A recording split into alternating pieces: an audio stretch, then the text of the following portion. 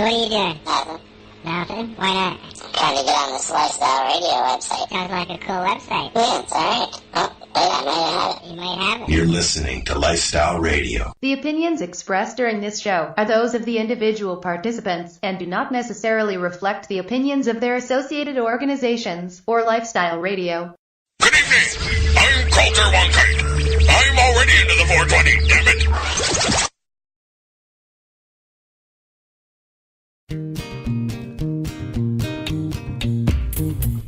You like music, you like weed, well, we gonna be good friends indeed. This is not much I like more than smoking trees. They'll make you dance the do-si-do and teach you how the chiba grows. Smoke a bowl on the 420 radio show. On Lifestyle Radio. All right, that's enough of that shit. Lifestyle Radio. Yeah, that's the one. Hello, Paul Hartmann. How are you? I'm awesome. Awesome. Paul has a whole bunch of people at his place listening to one-sided conversation. That's right. We are here tonight with Mary Jane is here, of course. Hi, Mary Jane. And Marcel. Marcel will be joining us shortly. He's en route. And we're going to spend the evening also going to call right now Reena. Why would I call her Renee? I know her name's Reena. We're going to call Reena, and we're going to be talking with her about her CannaCrawl, which is happening tomorrow. And we're going to spend the evening talking with Paul Hartmann about his brushes with celebrityism and growing up in this place and that place surrounded by famous people and then learning how to grow pot. It doesn't, I know his story because I've heard him a few times now on shows, and it just, I'm like, I giggle too. Yeah,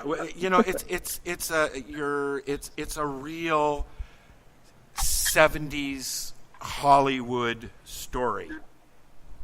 It is. So, yeah, okay. So you go ahead and let people in on who you are and why you've been a part of a Hollywood lifestyle for so many years, and I'm going to call Reena. Okay. Well, I'm Canadian-born from Brantford, Ontario, and my family moved to California when I was 5 years old. So I grew up in Southern California, Los Angeles, Hollywood, Malibu, Laguna Beach, all the hot, beautiful spots in Southern California. And I grew up in the surf culture and music. My oldest brother is a Heller Award-winning agent manager who started out in the mailroom at William Morris with David Geffen. And the first artists he signed were Sonny and Cher, Buffalo Springfield, Jefferson Airplane, Neil Young, things like that. And I grew up in a culture of cannabis, and the music business evolved out of psychedelics and cannabis in the 60s and became what it was in protest. A stimulant to enhance the experience of listening to music, playing music, and anything else.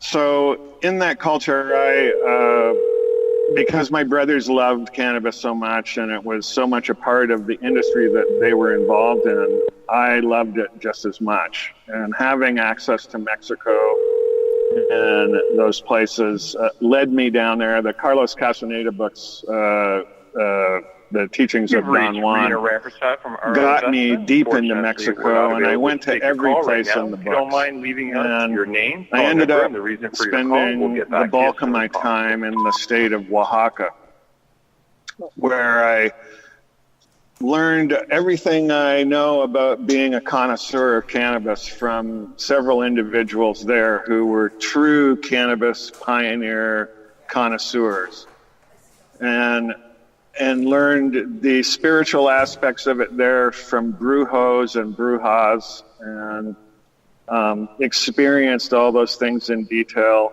grew there many times, ended up going further south to Colombia, then to Thailand, and was involved in the importation of hundreds of thousands of pounds of cannabis into the United States. Hundreds and thousands of pounds.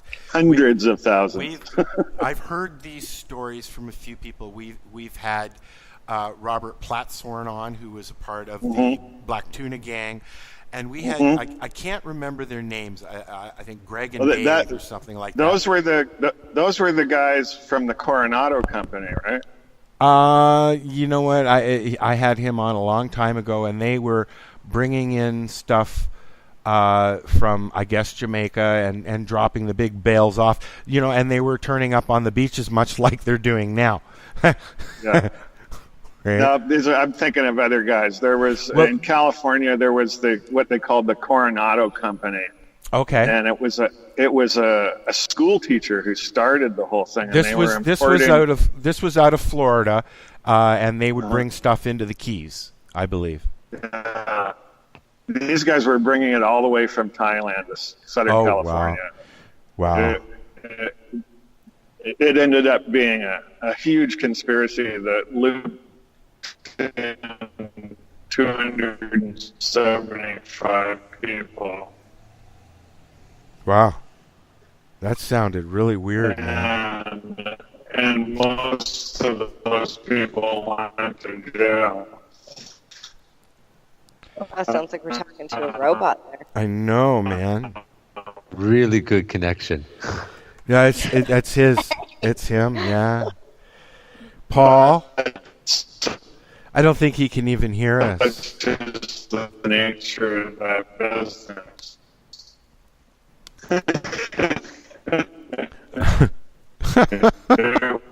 Okay, I don't think Paul can hear us. I don't think so. Hello, Paul, can you hear us? Wow, what? Man. Never mind. Like I said at the beginning of the show, I'm here. We kind of lost most of what you were saying there, but because you were going all max headroom and shit. So we were talking about the Coronado Company and its effect on cannabis importation into California, and it kind of evolved through the years and all that stuff in California, and then we get to 1998 when legal medical cannabis starts up in California, and I had already been growing it since the 70s. That long, eh? Yeah, I think I planted my first seed when I was 13. Do you remember the strain? No, it was some Mexican out of a crushed kilo of some sloppy weed from Sinaloa, Mexico. They used to do such hideous things to weed. One of the things they did when they packed it was they would use Sears trash compactors to compress it. Oh, really? So that, because all of it was smuggled inside a vehicle or in an airplane or put on a boat, right? Makes sense. So they had to get as much volume as they could, and they would crush it in these Sears compactors. And a lot of times they'd take a Coca-Cola and they'd shake it up and spray it in different layers so it'd make it stick, right? And they would do funny things like that. There he goes again. Bales from. I remember getting opening. I'm still here. Can you hear me? Yeah, but you're breaking up. But I think what we should do is we'll take a quick break, and I'm gonna try and call you. So I'll get you to quit Skype altogether. 15 seconds remaining. Okay. And then we'll figure it out. This is the 420 radio show, and Reena's getting a really long message right now. So we'll be right back. Sorry, you're recording.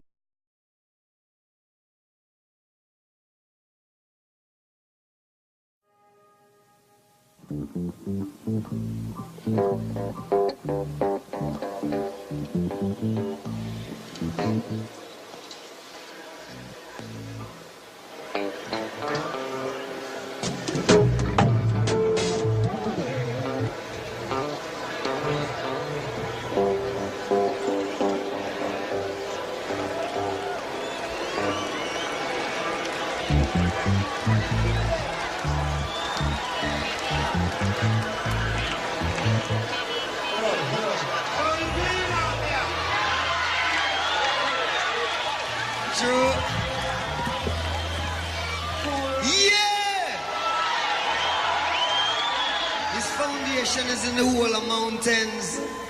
Jah loveth the gates of Zion more than all the dwellings of Jacob. Glorious things have been spoken of the O city of God. I'll make mention to Rahab and Babylon to them that know I. With the old Philistine Tyre, with Ethiopia, it shall be said that this man was born there. And the highest himself shall establish the earth. Jah Rastafari.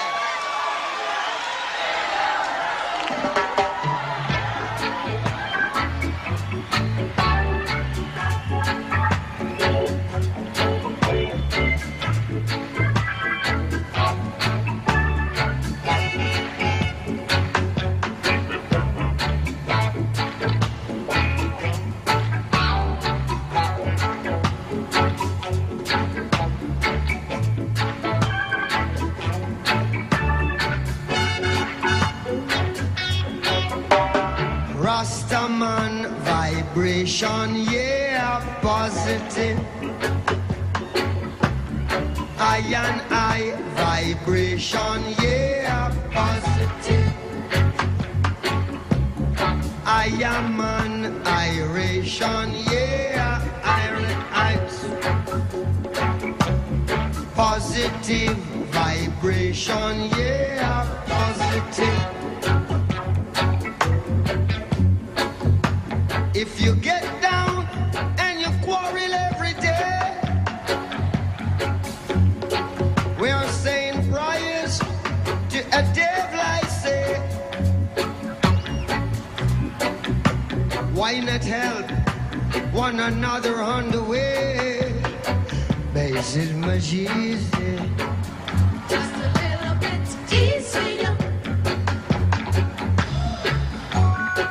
Say we just could not live in a negative way.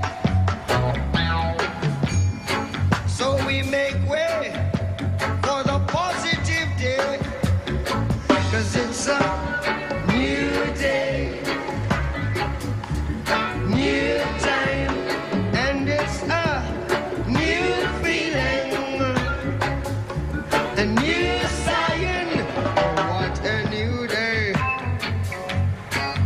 Picking up, are you picking up now? Picking up, are you picking up now? Oh, Jala, protect us. Oh, Jala, protect us. Oh, Jala, protect us. Yeah. Rastaman vibration, yeah. Positive. Live if you wanna live. I and I vibration, yeah. Positive. Got to have a good vibe. I am an iration, yeah. Yeah. Positive vibration, yeah. Positive.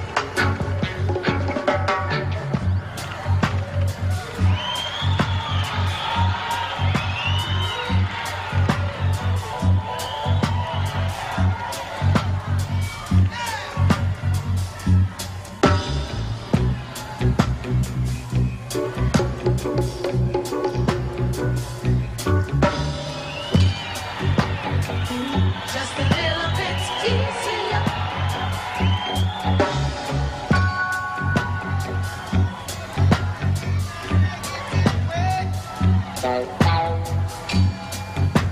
make way for the positive day. 'Cause it's a music days, new time, and it's a new feeling. And it's a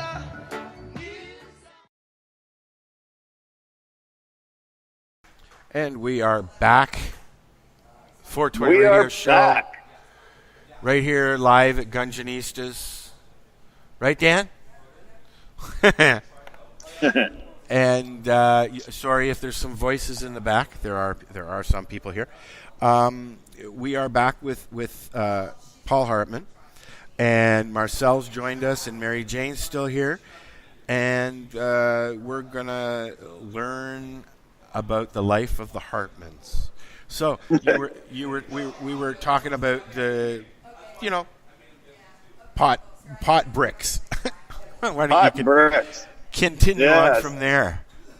Well, in the early days, you got what you could get. Nobody ever really thought about growing in California at those times, And so everything came from Mexico and Colombia and places like that, Central America. And I spent a great deal of my time down there just gleaning the best out of thousands and thousands of pounds for friends of mine to import. And that was kind of my job. I was the field guy who went down there, went into the mountains, met the growers, and inspected the stuff, and usually photographed it. And then this is way before digital. I'd fly back and get the film developed, and people could see what it was that I had been looking at. And then we'd make arrangements to move it from there to California. Wow. And I loaded boats and airplanes and land vehicles and all kinds of stuff like that.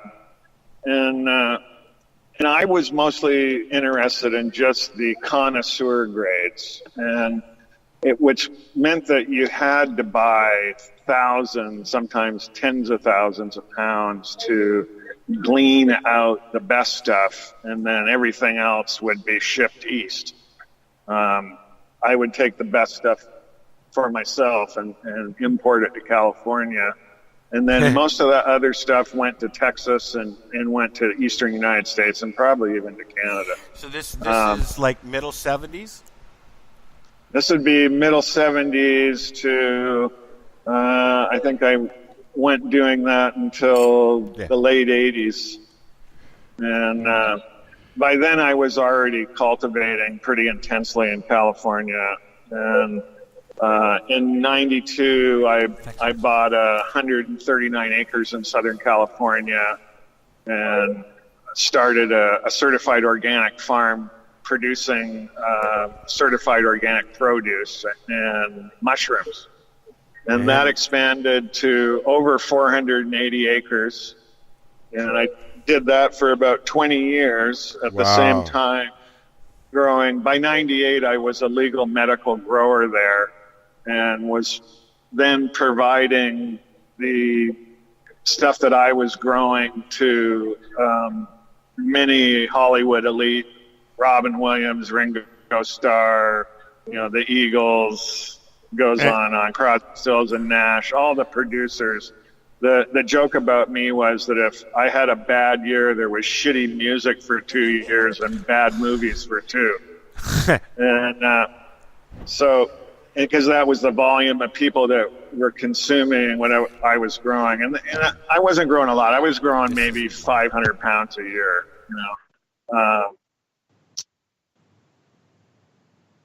so both indoor and outdoor.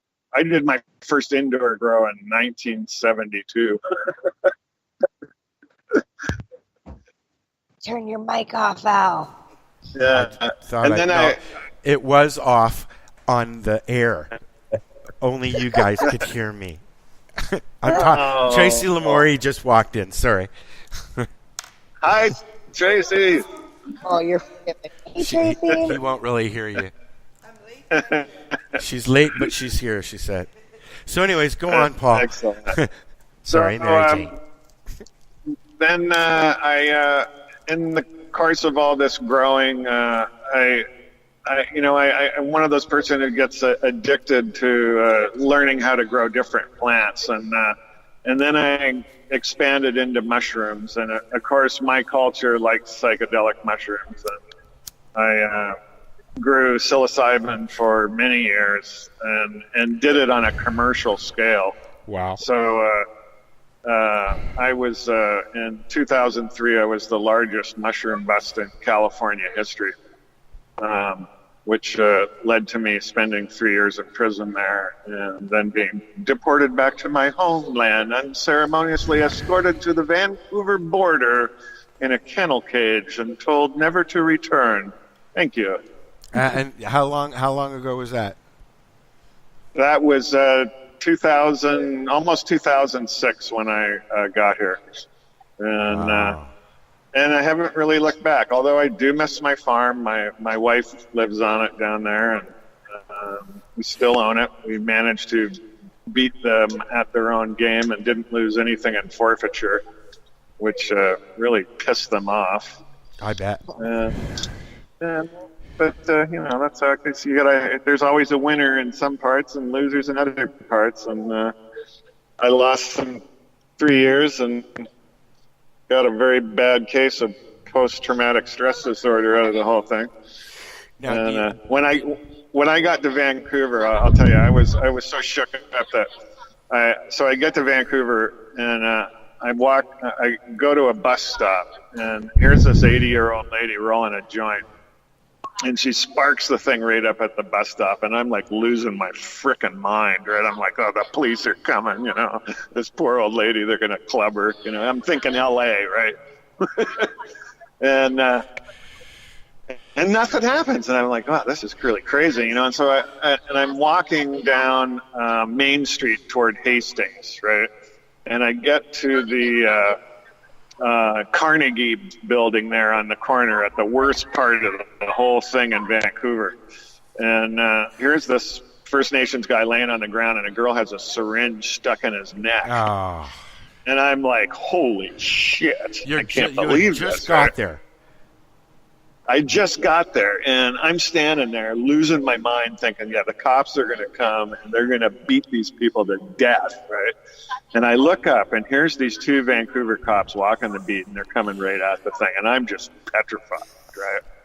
And they get there, and the first cop goes, hey, that's not a real good place to be sticking that needle, eh? I'm like, what the fuck is going on here, right? This is insane, right? And they keep talking, and, she finally gets him shot up and pulls the thing out of his neck, and I'm just like, I don't even get this. This is just crazy, and I ended up living with a guy who owned Randy cigarette papers. Do you remember those? They had the wire in them. Yep. Yeah. So I was living with Ken, who owned the company, and he was from San Francisco. And I one night at a party, I get to meet Mark Emery and Jody and their partner. I think his name was Craig. And that Mark Emery is telling me his whole scene, and they had this most incredible blueberry weed that I'd ever smoked in my life, still to this day. They had done such perfection. It was like every time you took a hit off it, it was a mouthful of blueberries. Right? Oh, wow. I remember that. And so I'm listening to Mark's story, and all I can think is, this guy's going to prison. And a month later, he gets arrested. And I was just like, there was a level of naivete that Mark had at the time that I'm sure he doesn't have anymore. But, the things that he was telling me he was doing were just things you don't do. Like you pay somebody else to do it, But and so that was kind of my introduction to Canada and cannabis, and I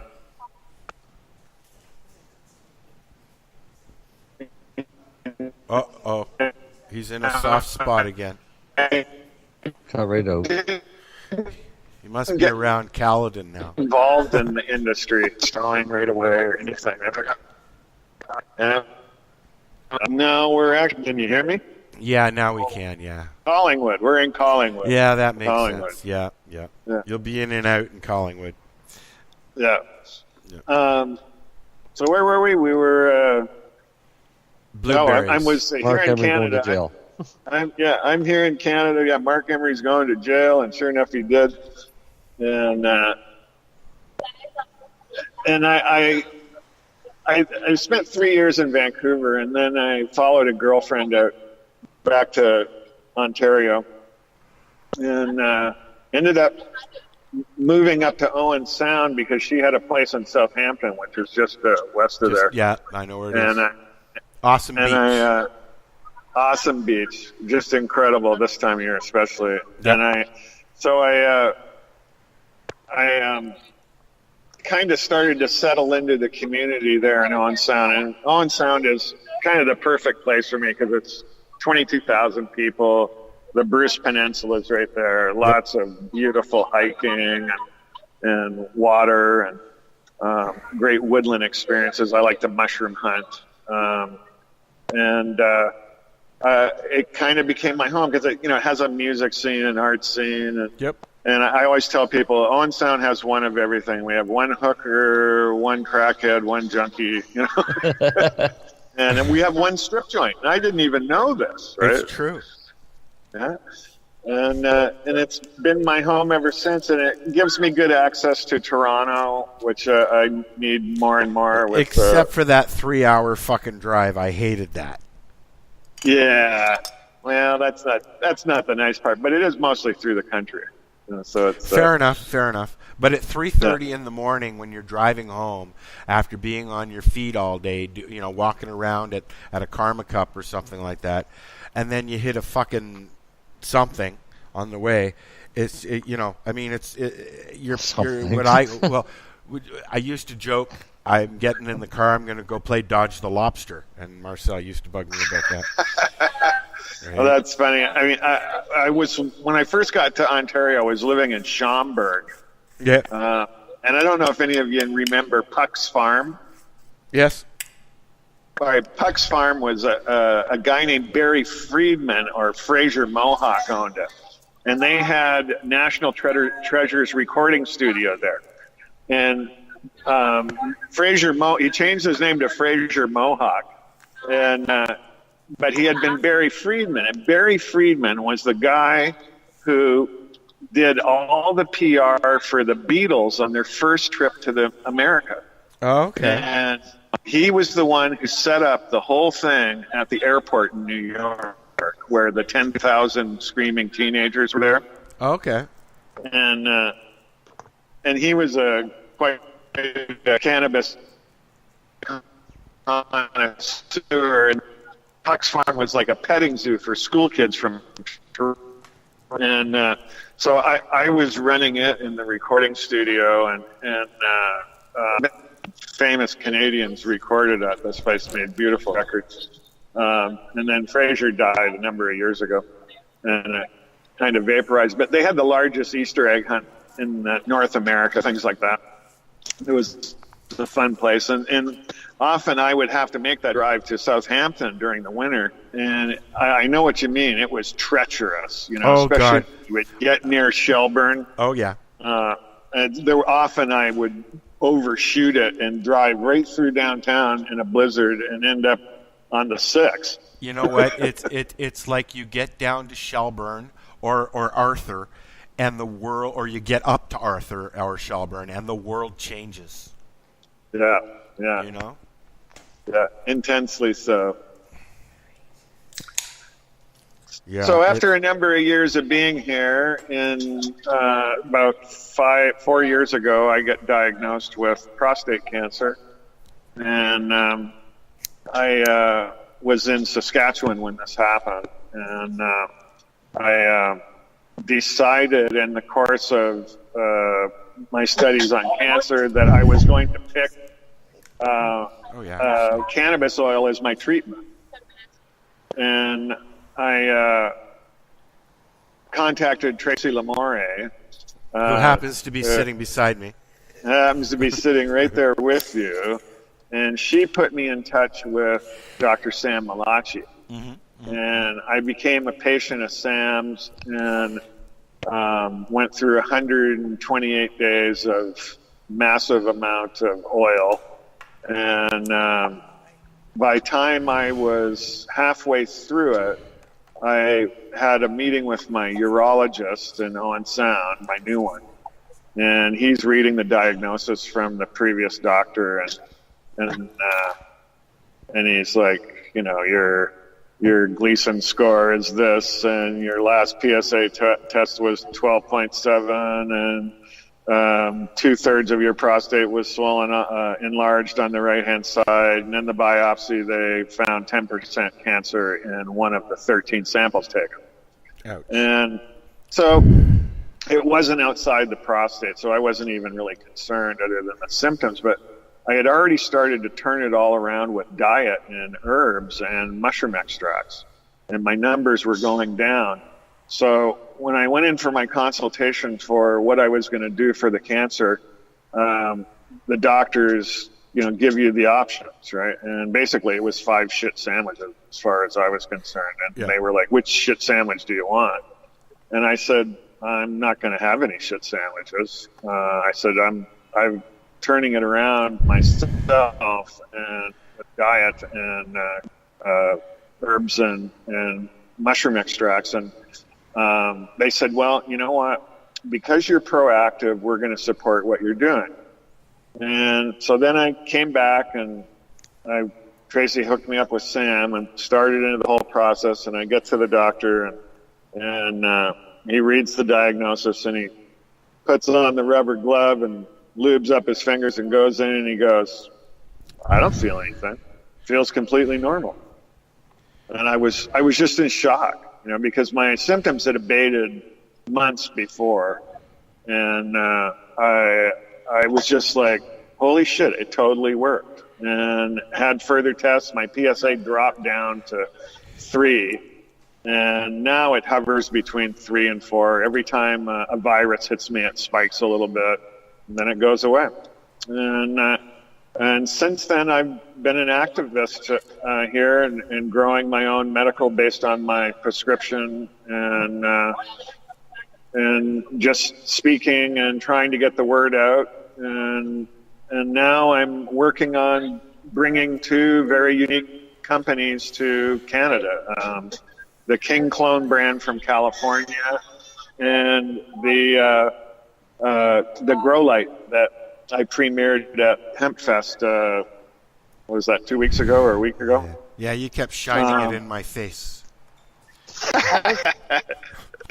That thing is brutal, isn't it? It is. It's like looking at a car light. What kind of light is this? Yes, explain the light to Marcel. LED He'll be interested.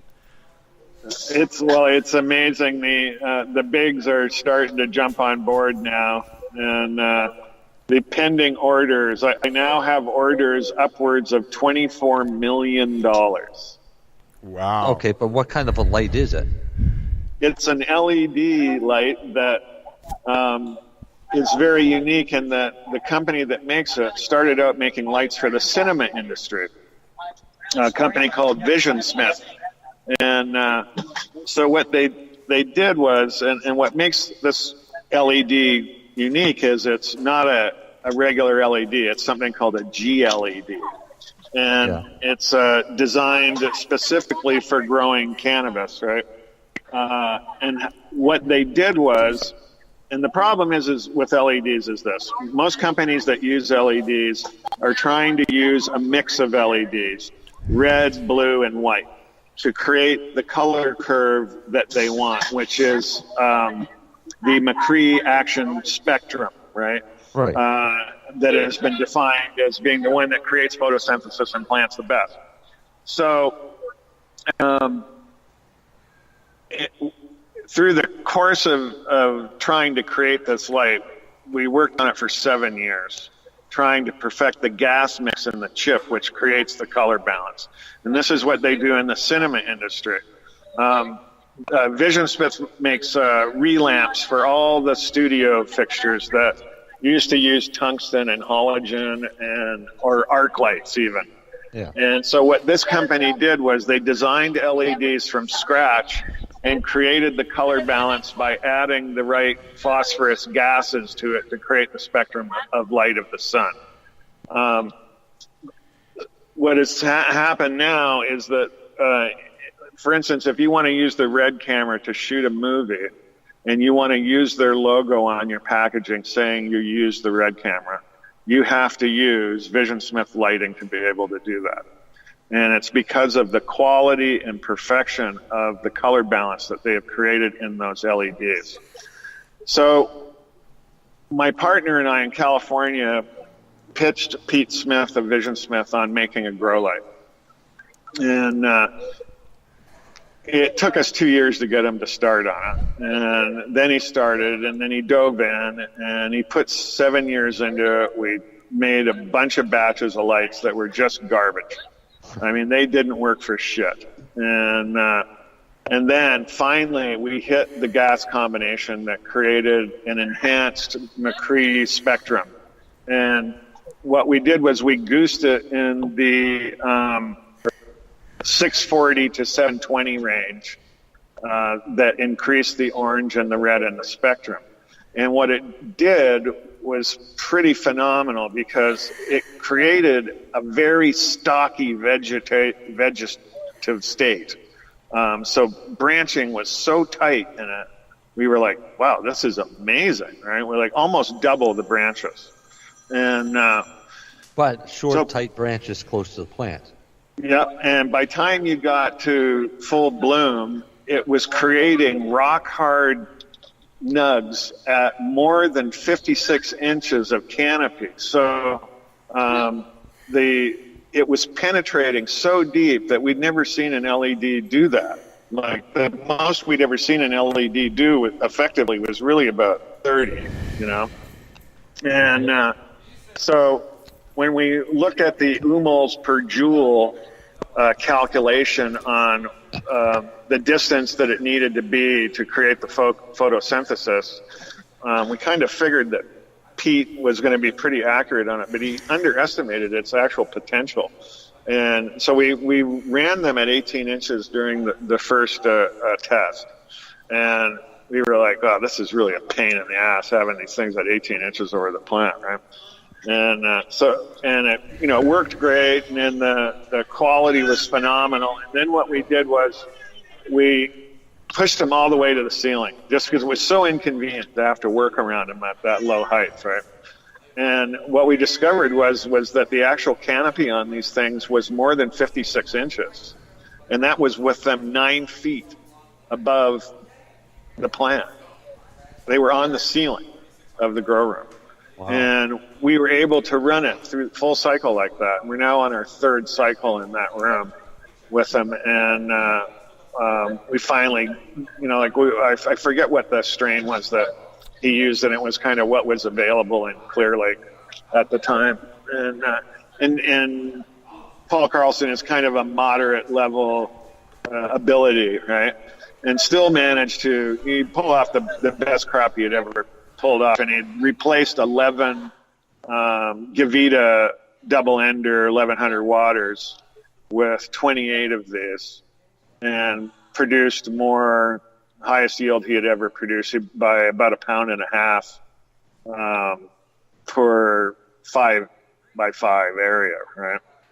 And so he was getting about 3.25 pounds out of that area, and so it was obvious to us that we'd finally got the gas mix to the right place, and we started. Sam Malachi was the first one to buy any in Canada, and he used them in a grow tower he had. And I watched the videos and that he put out on those. Yeah, and it wasn't quite a good test for us because he had mixed it with HPS, right? Oh, yeah. Okay. So. We never, you know, like we didn't get any data out of it that was really valuable to us. But Sam said he could tell that it was behaving differently than just straight HPS, right? Wow. And plus the fall off on an HPS 1000 is pretty severe when you look at the UMOLs per joule rating on the degradation of the light as it gets further away from its source, which is something that we're not seeing in this light. The other thing that's very unusual that nobody has been able to explain to me yet is why it chases mites out of the grow room. You will absolutely, if you've had a problem with mites in a grow room and you use these lights, the mites vacate the premises. Why? They do not Why? like the frequency. No, I don't. Okay. Do you? No. Ask me next year. Okay. So we're now at this stage where we've busted them out to the public, and the reaction from HempFest was freaking insane. The amount of people that went to the website was absolutely mind-boggling. Pete Smith was like, "Man, I don't know what you did back there, but the numbers on the website are just ticking like a gas pump, you know." What's the website?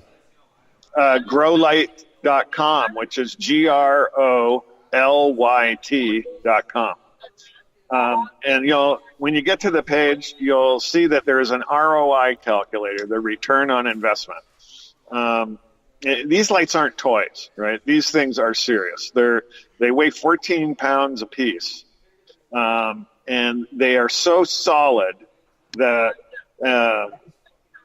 one of the things that happens with Vision Smith and Growlight is that Vision Smith makes LEDs for the U.S. military and the Canadian military. So everything they build is built to military spec. And what that means is, for example, if you make an LED and the military wants to use it, it can't color shift for 150,000 hours. Now, by law in the United States, you can't market a light and guarantee it for more than 80,000 hours. Now, 80,000 hours is literally almost 20 years.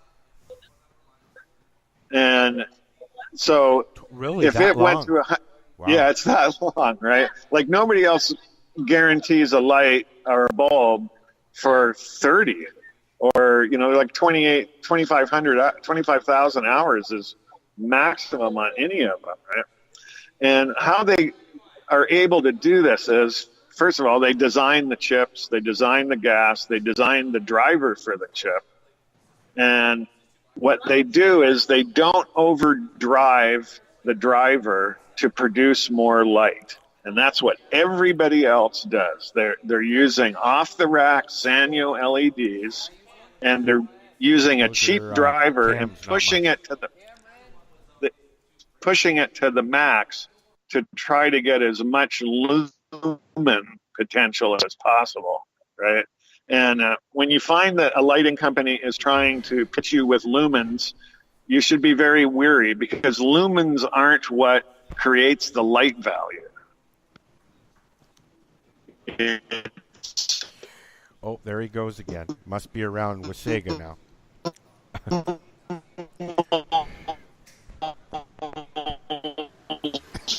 Per joule, which is a physics term and based in electronics, right? Now we're past that. I think we're heading toward Thornberry now. Can you certainly can hear you? You're starting to break up again. Is Al got his mic off? I'm waking up. Can you hear me? Am I back yet? We can hear you. You're working on it. You're fading in and out, back and forth. Fading in and out. I'm here. They're making fun of me now. Yeah. Well, because you're coughing and choking on things. But you're hearing me. Can correct? hear you now. Yep. I'm back. Yep. You're excellent. back. So, anyways, the saga of the light is getting pretty exciting, especially when people start really paying attention to the science that we deliver on the page, and they realize what this thing is and the degree of the quality of the build. They're 100% waterproof and shockproof. You can literally slam one of these fixtures through a drywall wall and it'll fire right up. I want to see somebody do that with a Gavita. Do you have a website? Yes, growlight.com. GROLYT.com. Marcel will be going there right now. Oh, he'll have a good time with the ROI calculator. It's very entertaining. You can compare bulbs, different kinds of bulbs on it, to figure out what your return is, and on your investment, how fast you pay for the light. The phenomenal part is, I'll give you an example. Paul Carlson, who's the vice president of the company in California, has a medical grow in his house, and in California you can't use generators anymore for grows, so you have to. They force you to add solar. So he adds solar to his house to compensate for the use of power, and then he puts 28 of these lights in to replace 11 double-ender Gavitas. And so his first bill comes after the first month, and it's $7. His previous bills with the Gavitas was over $1,800 a month. So his closing bill after the grow was a credit of $47. So he literally ran the grow without battery backup. It was just straight trade for solar and power use, right? And which is a phenomenal thing. I mean, when you the crazy thing is when I fired that light up on stage, and then every time somebody came to the booth, it was hard for people to fathom that it was only using 150 watts to put out 10 times that in light. Well, you know what? I've played around a little bit with some cheap LED lights. I had a 27 watt that you would just screw into a regular light bulb thing, right? And I had a bendy lamp, and I got an ounce and a half out of an auto femme that I had, and it just grew in my living room for about 6 months, and just farting around. But I was in no way thinking I was going to get lots. It was an experiment to see what this cheap little LED light would do, and it surprised the fuck out of me how well they do. Do you use LED, Marcel? Well, Costco has a cheap LED Paul grow light. showed me those. They're now selling the other night. Yep, they're $39.95. I picked one up, and I've given it to somebody to test it for me. Paula grabbed a couple. She said, and I might grab one as well. They're supposed to be really good. They're like $40. Well, they're $40, and they've got a double switch on them, so that you can switch from green red for germination to blue for veg, and then red and blue for flower. Okay. Cool. So I'm testing the red on germination as we speak, I guess. Excellent. Not the most efficient way to try to create a color spectrum, because the photons never mix, right? That's right. It's numbers bouncing off the leaf surface that is trying to convince it to be a photo blend, but not, right? And so it's tricking the plant, right? Yeah. But not doing it quite effectively.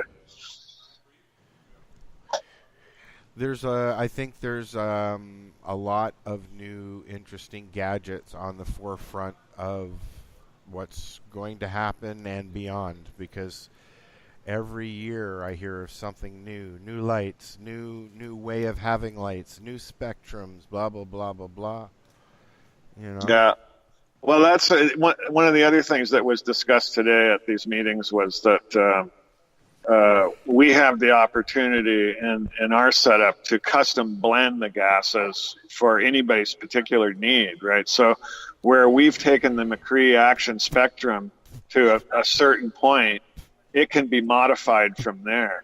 I've been talking to a guy in BC who's very knowledgeable in the gas and control spectrum of lighting, and we're talking about doing another mix of gas that he's come up with that will he says increases trichome development by 15%. So that's one we're going to experiment with. But and that's something that we can do across the board. Like some of the big companies that we're talking to, when we've told them this, it gives them the opportunity to try to get one up on other people by creating an advantage by creating their own gas mix, right? So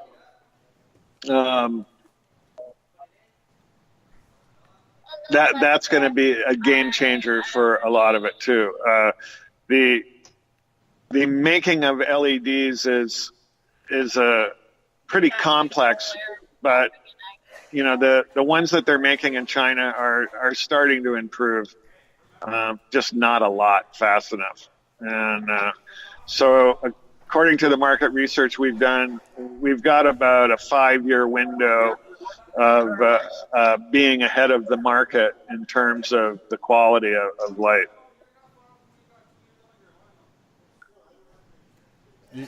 So let's see, what else? King Clone. So King Clone is a company from California that has based their whole business model on creating seedlings and clones and selling them to growers. And they the problem with California and any of the legal states is that you can't ship from state to state legally and those things. So they're coming to Canada, so they have the ability to go international. Oh, there you go. I think a lot of companies are going to be doing that, eh? Oh yeah. It's there's a plethora of them right now coming on board. The big investment money now though is turning away from grows. They've sucked up all the money for grows that they can over the last 5 years, and the investment capital is now going into the support things of the industry. For instance, Canopy Rivers is one of the Canopy sub-companies that only buys products related to the grow industry, be it vaporizers, fertilizer, light companies, you name it, whatever it is that is a support to the industry, right? So they've changed the focus on what they're investing in, and that was one of the things that we discovered over the last few meetings with the big bankers that have rolled out all these stock things with Canopy and Tweed and Aurora and all those kind of players. Speaking of Canopy, it sounds like they had a bit of a faux pas, huh? Well, that was funny because when I was talking to Anthony George today, who's their banker, right? And I showed him the picture, and he said, "Wow, I haven't seen that." And I said, "Well, this is what's on the internet right now, and they're saying this is the second time it's happened at this facility." And then we got into the whole conversation about how the market is going to self-correct here coming up, and which a lot of people have been predicting this for a while, based on the kind of things that have been happening at Canopy and Tweed and the illegal use of pesticides that are prohibited and all those kind of things. So what we're going to see is a severe backlash on these stocks and somewhat of a collapse, like what happened in California, right? And Oregon and Washington, where the prices just plummeted. But it's going to happen here differently because it's going to be based on quality, right? And what's going to happen when people start buying weed mail order from these places and out of storefront, where they no longer have the opportunity like a regular dispensary to look at it, to smell it, to feel it, is that kind of system is going to collapse on itself as well. And I think it's just the basic ignorance about how cannabis culture works in North America. They don't get that we developed this market over 50 years. We own this market. They don't own it. They want a piece of it. They're trying to force their piece of it. It's not going to happen the way they think. You know, it's like the ongoing paranoia that is being created about the substance THC, the evil THC. This is the same doubling down on the old philosophy. We see it continually now. They don't want a normalization of the use of cannabis. They want it still in the closet, and they want all the money from it. And it's just not going to play out the way they think, And if they think that they've won a war that's been going on for 50 years, and that the average cannabis consumer that has been consuming for as long as I have and as long as you have, they've got some really harsh reality going to come and shake up their cage here come October 17th. If people don't do their due diligence and research where they're getting their cannabis, they're going to be smoking toxic crap loaded with pathogens and irradiated. And it's up to the people who are in the know in the community to educate and inform those people who have less experience. And we're seeing now, for instance, up here in Graham Bruce County, we're seeing advertisements for educational things put out either by the county or by city council. And I'm going to find myself going to a few of these things to represent our community. It's just one of those things that they're not going to give up on, but they don't realize how stubborn we are. Because we've been fighting this and putting ourselves on the line and going to jail and spending the money in courts. And like Sam did, Sam went to the Supreme Court of Canada, 4 times? And he put his money where his mouth was. And if it wasn't for people like him and the Emrys and Dennis Perone in California and Peter McWilliams and countless people like all you podcasters out there that keep the educational process going and update it and keep us going in the right direction. I think what is being done by you, Al, and Mary Jane and Kim Cooper and Al Graham and Alan Park and the Green Crush crew and everyone is critical to people being properly informed, because the government is still doubling down on this old propaganda, and they're not going to paint the true picture. And we've seen it in the medical aspect of it.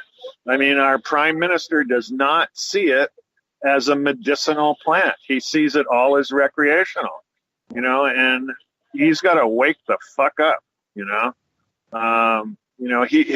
his cannabis vote got him in, and it can surely get him out as well. I can't see that we're going to suck up to a bunch of conservatives who really didn't want it to happen, even though Doug Ford is creating a climate here in Ontario where all the dispensaries now, if they shut down, they won't be denied their license to reopen back up in the near future.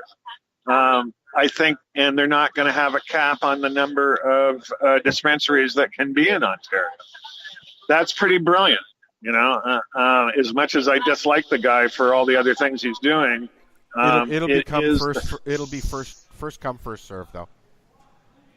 I think absolutely, and it'll be political cronies. Like everywhere there's a conservative MP that wants to do it, will get the license in that area first. We've seen this throughout the whole thing, from when Stephen Harper was in office through, what they did. It was like, I forget what company it was. There was one in Hamilton that got a license, and I believe Bill Blair was involved in it, and they never grew a plant and sold the license for $48 million. If that isn't a cash grab and a retirement scheme for some politician or cop, what is, And trying to keep the greed out of it has been a real problem, but it's driven by greed. It's pretty pathetic, What does Marcel and Mary Jane have to say? I'm saying that I'm smelling an amazing bud. What is that bud, Marcel? I'm going to call it blueberry haze. Ooh, nice. But it's blueberry crossed with Northern Lights haze. I'm having some wedding But cake. all I can smell is blueberry out of this stuff. I only got a little bit, but I'm going to roll a little bit up, see what it's like. Oh, please do. Have a big old tug on it for me. Yeah, we should have some smell-o-vision. Yeah, scratch and sniff radio. Yeah. They said we'd have flying cars by the year 2000. Scratch and we didn't sniff get that. radio. That was the old lifestyle radio. Ouch. Mary Jane. Hear that. She's ignoring us. And just you guys actually calmed it down for me. Ooh. No, we don't calm it down for you. Tracy says hi, Mary Jane. Hi, Tracy. I can hear. How's it going? She must be acknowledged, she said. I'm Tracy Lamore, damn it. I have red hair, and I must will be recognize acknowledged. my authority. What was that? Tracy makes me look like a hero rock star all the time. See, I'm his publicist, but he's like my publicist. Yeah. So what are you using for lights these days, Marcel? Other than the sun, and don't even say that. I know him too well. But I'm not. I'm not ready to start indoors yet. No, but the sun's still shining, man. I'm not using any lights indoors right now. What do you have for lights indoors? Because you were testing some lights last year. Yeah, I was testing a few different LEDs. Some I liked and some totally disgusted me. It was a total waste of my fucking time. If I had something to test some lights on, I would do so, but I don't. I'll send you a seed. I have a seed. I have one seed. That's all you need is a seed. I know. Some dirt. You don't even need dirt. You can do it soilless. Soilless. More work. Yeah, a little more work for you, but... Is it? Yeah. Sure. Well, yeah, because you've got to constantly feed it. I'm going to start up a test here soon, but my only light is out being tested by an LP right now. So I get it back shortly, though. When are your lights going to be available? They're available now, and if you're interested and you want to get an order in, you better do it quick because our biggest problem right now is our production capability is really limited. So where's the price point at on these things? Oh, these things aren't cheap, right? So because of the are quality they in line of with Heliospectra or something like that? Heliospectra, those things are sad as far as I'm concerned, but no, they're more expensive. These things are $800 a piece, and Heliospectra's $2,000.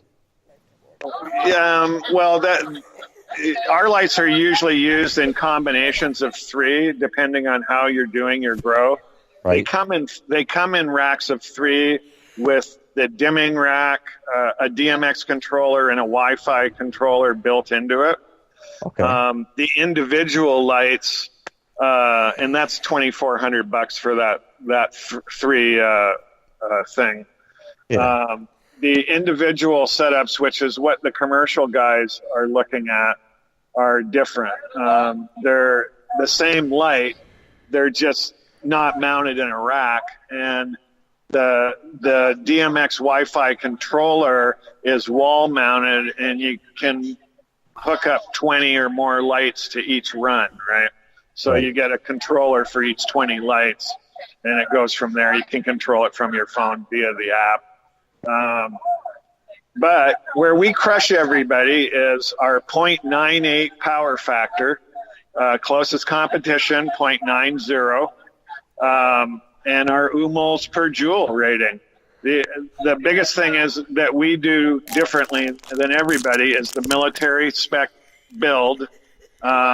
which means we guarantee them for 5 years, extendable to lifetime for a monthly fee based on how many lights you buy. Because one thing that's not going to happen for 80,000 hours or more, because we're building them to military spec, it's going to be more than 150,000 hours. You're not going to have color shift. And you will never have to change a bulb again. Yeah, Ever. That's a lot of hours. In 15 years of being in business, Vision Smith has only ever had one light returned, and that was because the third-party transformer that was running it burned out. And this was in a cinema light. And only one of them in 15 years. So the whole idea behind these lights was that in a greenhouse, you have to be able to pressure wash and steam clean. And these lights are 100% waterproof. You can pressure wash them and steam clean them. The lens that covers the LEDs is made out of Gorilla Glass. I'm smoking some Gorilla Glue. Yeah. And then the other thing we do that nobody else does is they all overdrive the driver for the LEDs to create more light. Hey, listen, guys, I have found Reena, and it's time for us to take a break. So how about we take a quick break and get her in here, and then we can continue our conversation about your lights. Right, because she might want to talk about lights. She might, or because she likes to cook, and you need lights when you're cooking. Ooh, I don't know if you want to cook. I like to eat. We'll be right back. This is the 420 show. We'll be right back.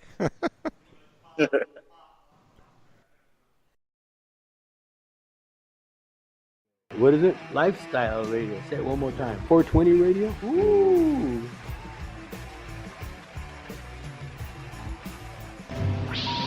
Hang up and try again.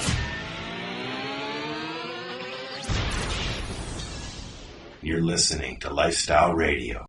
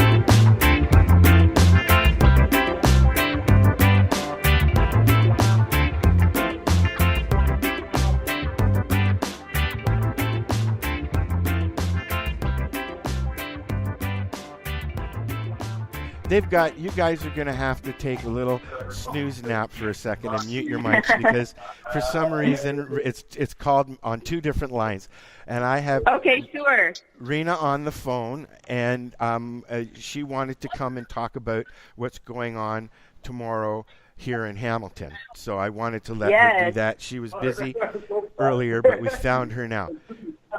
Yeah, so sorry about that. Can anybody hear me? Should I talk at all, Al? Or no? Yes, please do, because I can hear please you. Do talk. And okay. They can hear me. So. Yeah, absolutely. No we problem. just can't hear her. I'm so sorry, you guys. So we have no idea what's going on tomorrow. I don't even know where my phone was at the time, and it just dawned on me. Oh my gosh, I had to check the time, and of course I was an hour. Well, people will figure it out one way. Apologies. To say busy right now would be a little of an understatement, but it's for a good reason, for a good cause. Well, since you're busy and the guys can't hear you anyways, and they won't talk over you anymore, please tell us what's going on real quick so you can get back onto it and get things set up. All right. Thank you so much, first of all, Al, for having me on. So tomorrow, September the 29th, from 6 p.m. till 1 a.m., we're having an awesome event called CannaCrawl, and it's basically a cannabis fair, cannabis social event, a wellness event. There will be DJ music. There's going to be a lounge. There will be an infused food court. Just a lot of fun, a few different floors, and, a whole lot of positive vibes and energy. So folks should come out. There will be a lot of samples, a lot of cannabis samples available. We're hosting approximately 60 vendors, and we're expecting over 500 attendees. Wow. So if you're in the Hamilton area, definitely come down. If you're in the GTA or somewhere else and you don't have anything planned for the night, honestly, it's worth the drive. It's not that bad. It's a beautiful drive, and there's a lot to see in Hamilton too. So come on out. We'd love to have everybody. I'm looking forward to it, and also yes. And I wanted to mention that Al. We're honored to have Mr. Al Rapp coming down with Lifestyle Radio, and they're going to be helping to podcast and keep the crowds entertained over there at the Ganjanista Lounge, which is going to be set up, which we are so excited to have. That's going to be one of our special features of the event. Yeah, I'm looking forward. I'm coming to help with Paula and the lounge area and Synergy talk Health to everybody. Services. Yeah. Yep, Dr. Awesome. Ira Price will be here. Dr. Ira Price and Al Rapp will be kicking it up.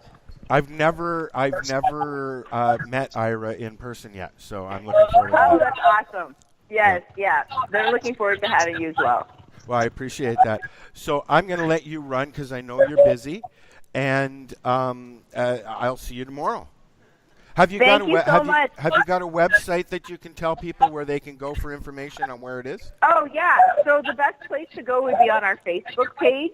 There's an Eventbrite page that you can get through our Facebook page. We're also on Instagram. If you Google us, you could either look up Hamilton CannaCrawl or you could look up High Society Supper Club, and you'll be able to find the information there.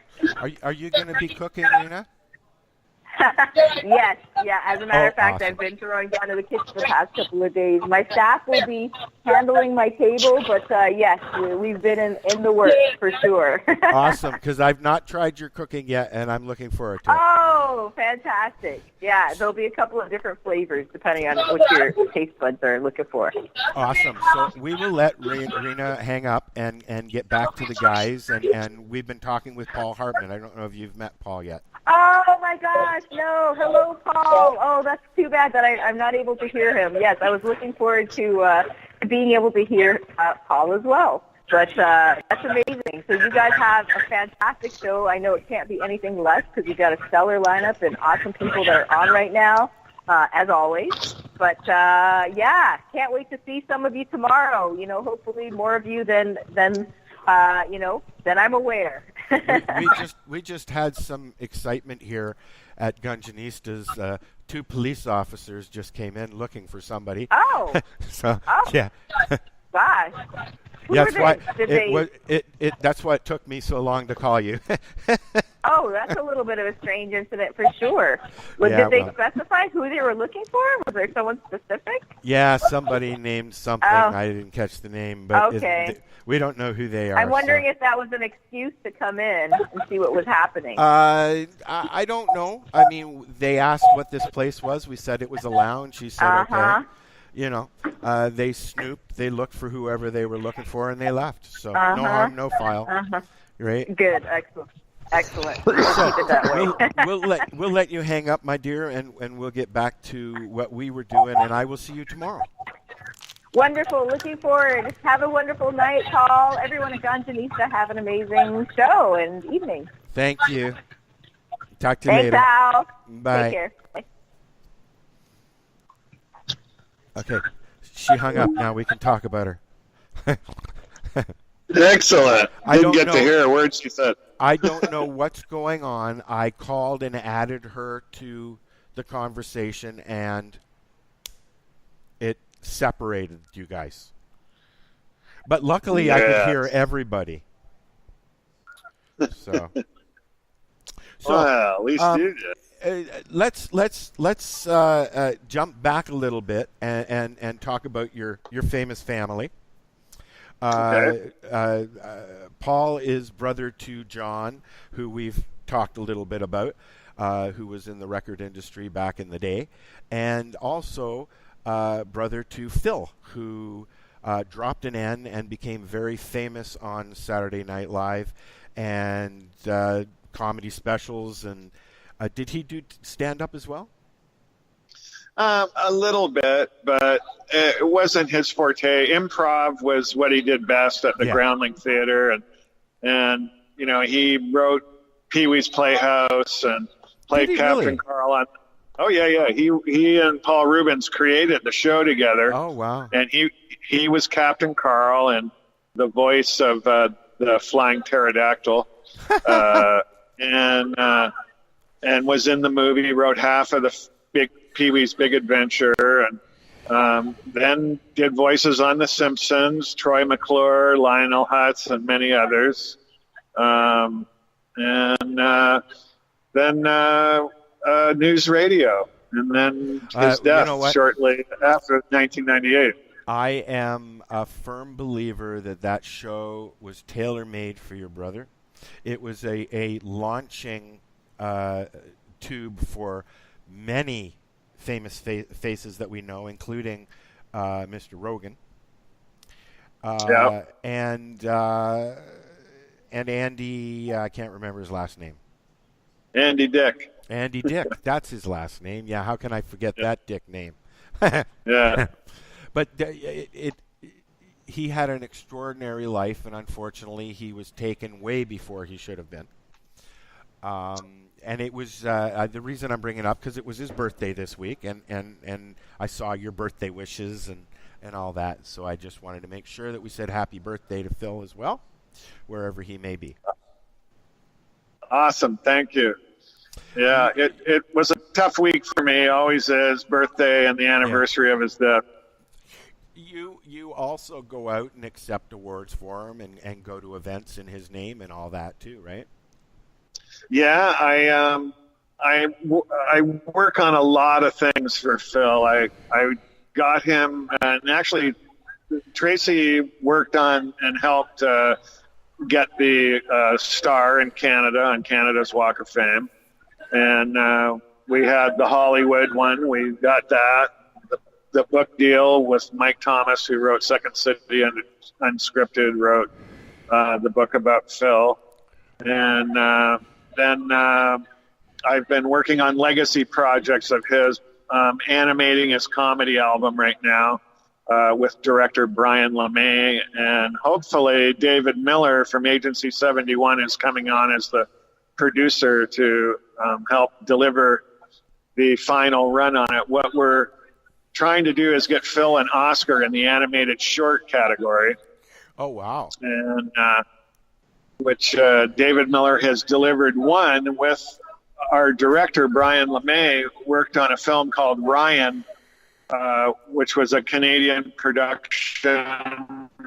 And David Miller was the producer that delivered it, and it got the Oscar in the animated short category. So this is kind of a synergistic thing with him and Brian LeMay thing, but he did the storyboards instead of being the director. And there's another Phil project. Phil is quite a cartoonist. Not many people know that he was a graphic artist, designed 48 album covers, the Crosby, Stills and Nash logo, did America album covers, did album covers for the band Poco, and a ton of other ones, and did a lot of really kind of straight corporate design work too as well.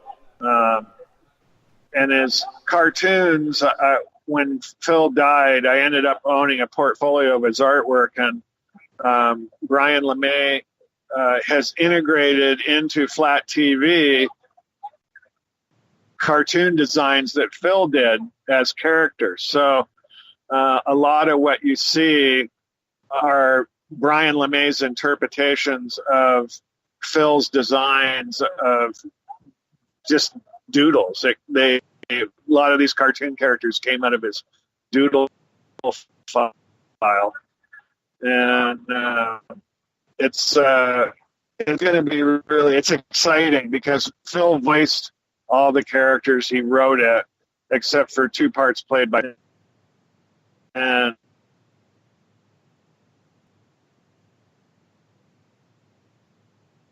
yeah. Hello. Did we lose Paul? Did we lose everybody? Oh, I'm here. It's amazing. All still talking. Amazing to see somebody come to life. Oh, there he is. In their own designs and their voice become animated. And it's such a long. Did you lose? You didn't lose me. I'm still talking. Huh? We're almost in Owen Sound, so we're in between Meaford and then we have Emmy-winning director Steve Allen, and we have Emmy winner Tom Mason, who won an Emmy for a cartoon series as well. Oh, cool. And so we're working on something called Yogi and the Kid, which is about an East Indian yogi who helps a young Western boy answer the hard questions in life in the most fish out of water kind of way possible. And these are all Phil's concepts? Yeah, Yogi and the Kid was actually a series of drawings that Phil did in the 70s that he was the only drawings he did that he intended to be animated. And so I ended up owning all 8 of the drawings, and they were very Disney-esque. Phil loved Disney. When we first moved to California, we lived less than a mile from Disneyland, and our uncle worked on the board of directors there. So Phil and I got to go to Disneyland anytime we wanted. Oh. And, like 3 or 4 times a month we went there. And in all 3, so it was like we'd go to Disneyland and go on all the rides and, Tom Sawyer's Island and all that stuff, right? And sorry, we have people looking. Say hi to the people on the street. Say hello, people on the street. Hello, people on the streets. Yeah, there you go. They stopped and they looked in the window. They do that all the time. People on the streets. Yeah. we are right down in the old Hamilton Village, right in the cannabis corner, as we call it. Oh. Yeah. Where's that? Right what corner is that? King Street East and Ferguson. Oh, okay. Right, and you look outside, you go outside and stand on the corner, and you can see no less than 5 or 6 dispensaries just sitting there, doing their thing. When I was living down in Niagara a couple of years ago, there was only 13 dispensaries in Hamilton. And, I ended up with my favorite, which I think was Royal Family or Royal Pharmacy or something. Or that's we're a little bit further down, or closer to Hess Village than there. Yeah. Mostly because it was the closest one to Tracy's house, because I'd always go and get Tracy, and we would go there.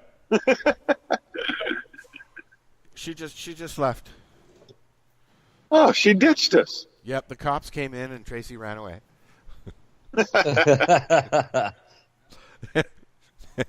She just messaged me. She made me out there lecturing him. Yeah, no, she'll be back. She just went to get something to drink or eat or something. I don't know. But so you've got a lot of projects that are still going on that keeps Phil alive, kind of, eh?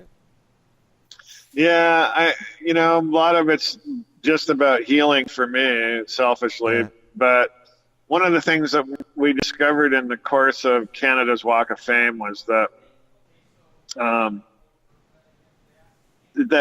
Phil's fans felt the loss as much as family members did. And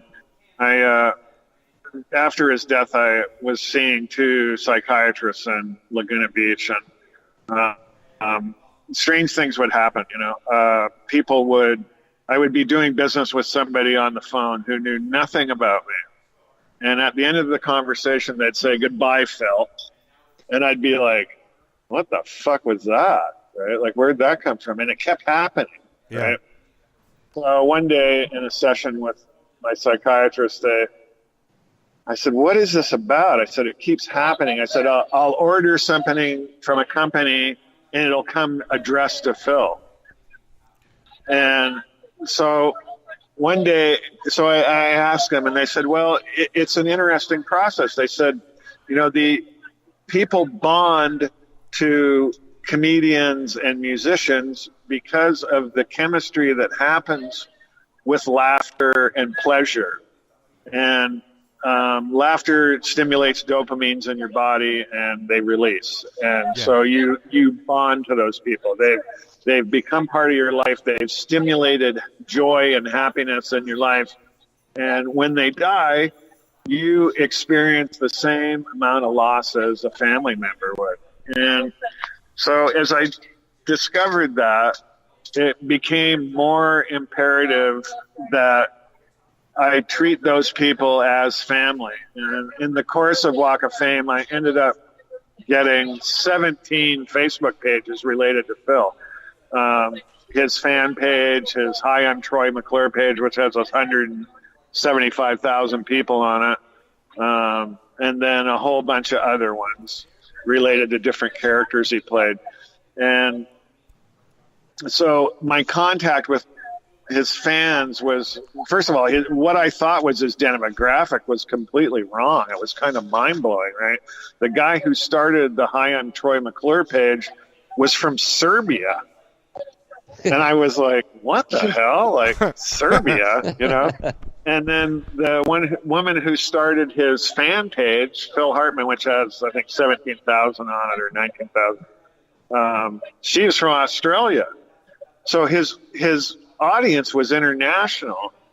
And then all the data that you receive from being an admin on a page like that is kind of mind-boggling, because you learn that, we used to think that his demographic was like 35 and up, right?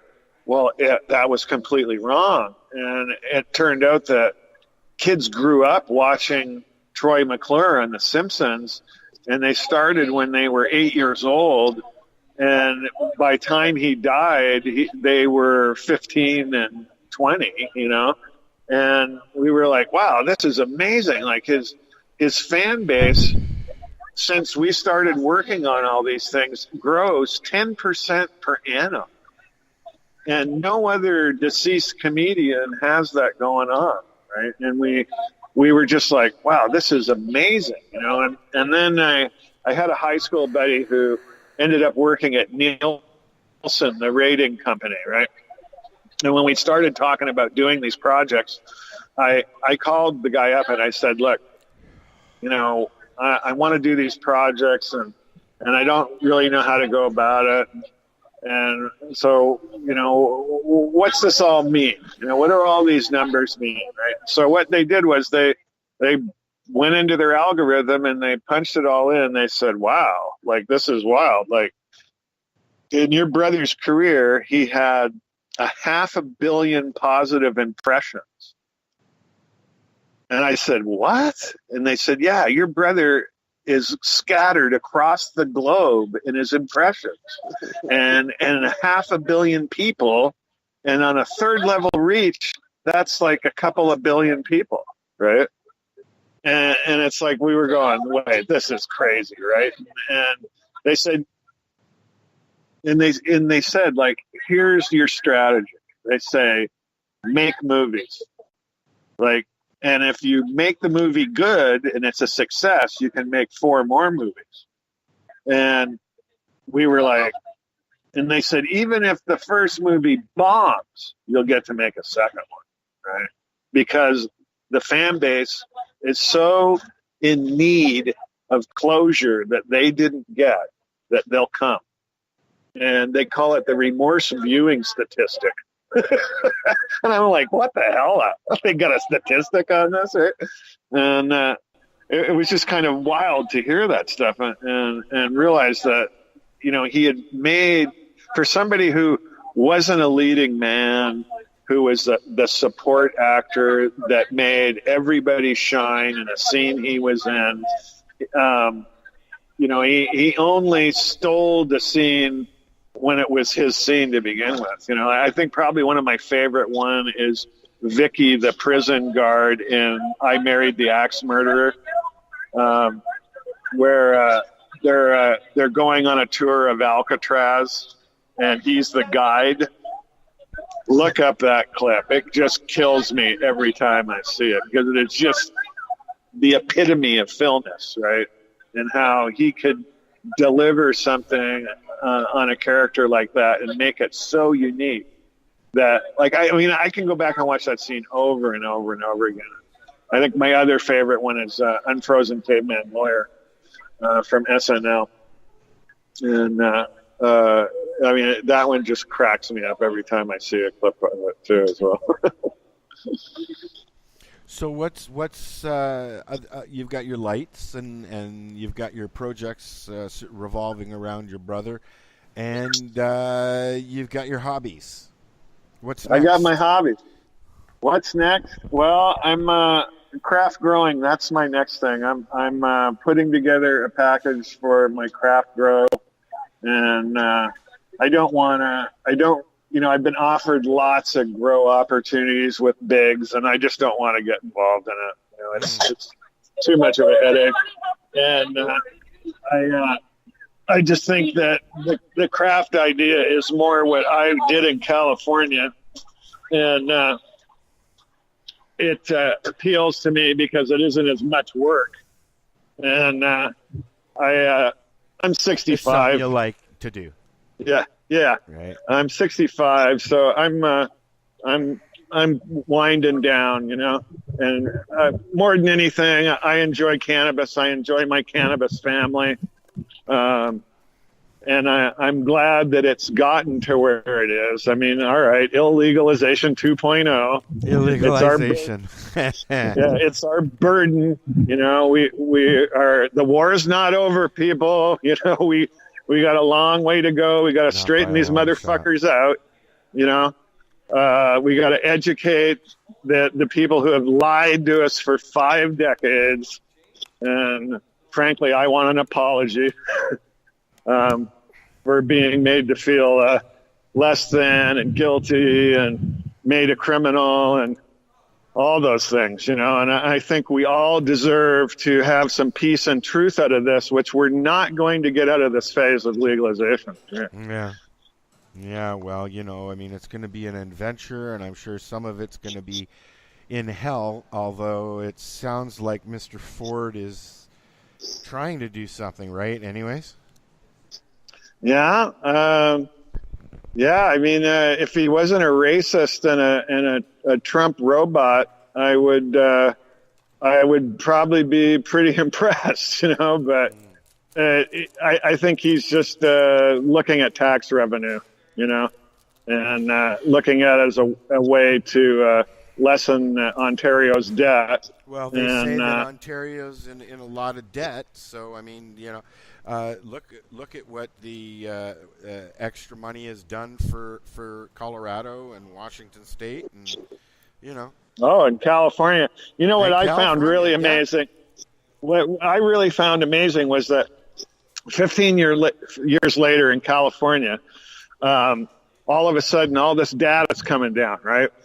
And they're looking at statistics like spousal abuse, gun violence, and assault dropped by 45 to 55%. Wow. The only thing that it could be attributed to was the availability of cannabis because of when it started, right? And like that is fucking crazy. And all right, so and we see a drop in crime across the board, even intoxication while driving, you know? And then you see that alcohol sales have slipped by more than 15%. So you have a scenario where people are getting off alcohol, good thing, you know, nothing bad about that, and using more cannabis. You know, and in the course of all the medical stuff, it just is, it's one of those things. It's a jewel in the crown of what cannabis is, you know. So I you know, you got to draw inspiration from that stuff where you can in our movement. And I think the other thing was that all the paranoia they're doubling down on about kids using it and the availability for kids. Well, they're going to use it anyways when they get the point. Yeah. I mean, just like booze. You know, you're going to try it or you're not going to try it, and there's nothing that anybody can do to stop that. You're growing up. We were drinking Mom's fucking booze at 12 years old. I didn't start smoking pot until 19. So what does that fucking tell me? That booze is the gateway drug, not fucking pot, because I was doing acid and fucking all that shit way before I was smoking pot. Well, in the 60s, the easy drugs to get in LA were pills, right? That's right. Because people were stealing Seconal and Tuinal and Nembutal, and those were downers. And so it was like a chemical alcohol. And then some people were doing heroin. I was in junior high, and a girl who was in my class got busted for heroin. And this was, you know, like, this is like 1966 or something, right? Yeah. And that was like wild. Like, and at that time in California, being in a place where marijuana had been smoked was a felony. Suspicion of having smoked marijuana was a felony. Wow. And the first time I got arrested was for suspicion of having been in a place where marijuana was smoked. And I got taken to jail with 13 other kids from junior high, right? And they stuck us in cells in the Venice police station in L.A. And got to watch a cop beat the shit out of a black guy because he wouldn't take off his shoes, right? And, you know, that instilled some things in you, you know, that you're just like, holy shit, like, this is a fucked up process here, you know? Yeah. And so we went through, and, you know, like, the first drugs I did were Benzedrine and things like that, you know? And the first drug I did was Ritalin. I was 5 years old. and it was those kind of things that led to Phil coming to me one day and giving me a joint and saying to me, Paul, alcohol is for people who don't care and don't care to think. Cannabis is for people who care and care to think. Wow. And those things instilled in me my personal philosophy about cannabis. And I've kind of carried that through. And I really object to the concept of, oh, well, they're stoned. They're stoned out. They're spaced out, you know? People don't understand what the nature of the cannabis experience is who are outside it. They're learning. They're learning. My mom used to say to me, I would go and I'd been smoking, say, I hate when you're on that stuff. Now she's calling me and asking me for some because she's got a sore hip. So the attitude is changing, you know, and this is a woman who I smelt it in the house. I know they smoked it periodically. It wasn't like it is now. Okay, it wasn't inbred in our lives or anything. But, I mean, it was a culture. I grew up in Yorkville in Toronto, man. It was a part of the culture. Yeah. Yeah. And I'm going to be walking into our only cannabis lounge here in Owen Sound, which I is... didn't know there was one there. Well, it's a secret lounge. It's like, it's called Garage East. Yes, Garage East.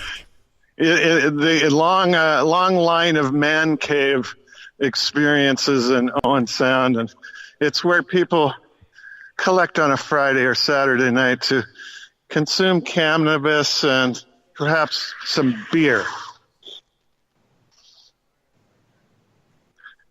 Well, yeah, I forgot what we were talking about. Sorry, buddy. high school drug experiences. Yeah, well, that's why I forgot.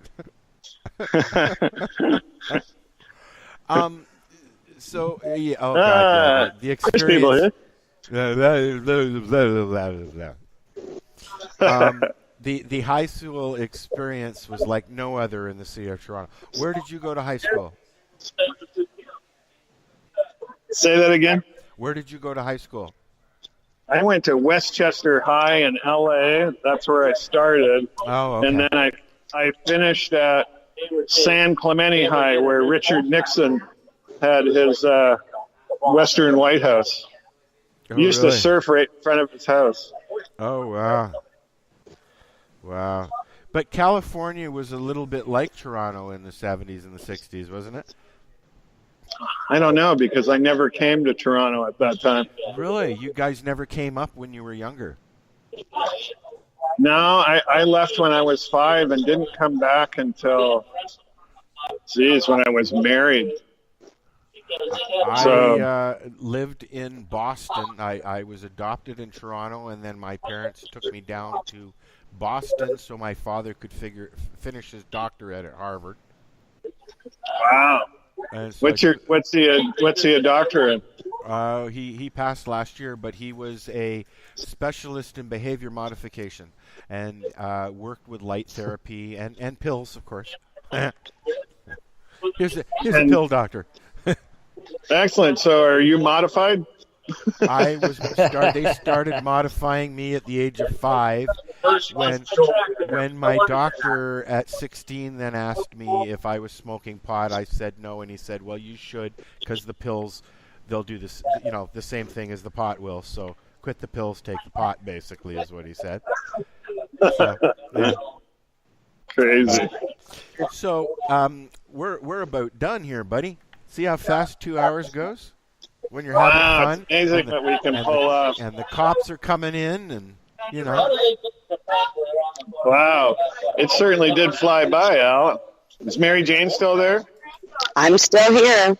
Yeah. She's hardly gotten a word in edgewise. Well, she's got to speak up. The story is so interesting. Well, I can chat her on, too. Oh yeah, but you know what? I knew you would, and that was the whole thing that we wanted, because there aren't many people living in Owen Sound who have had the life that you've had. You've literally gone rags to riches, eh? Well, I think I'm on my way out of the rags. I'm back to paying bills would be nice. Yeah. It's what, throughout 65 years of life, you can go through the roller coaster. There's always going to be something. Yeah. Yep. I mean, I'm back in the city after 20 years, so the pinch is back on. Right. So, Paul, do me a favor and tell me where people can find you and see your lights and all that before we go. Okay, so check out Growlight, GROLYT.com. Okay. And also King Clone brand, and that is clone with a K. And you'll get to see the award-winning genetics that are coming to Canada.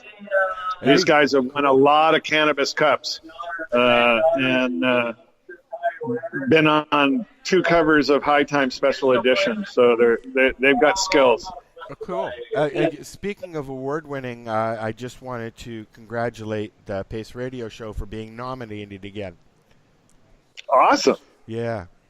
That'd be How cool. exciting. Yeah, we won second place last year for top podcast. Wow. Yep. Congrats. This year. What was that, Mary Jane? We're going for first this year, eh? Yep. Absolutely. I hope they get first this year. Yeah, we beat out the expert joint, and the cannabis show beat us. So we're going to shove the cannabis show out of the way this year. And no, I'm just kidding.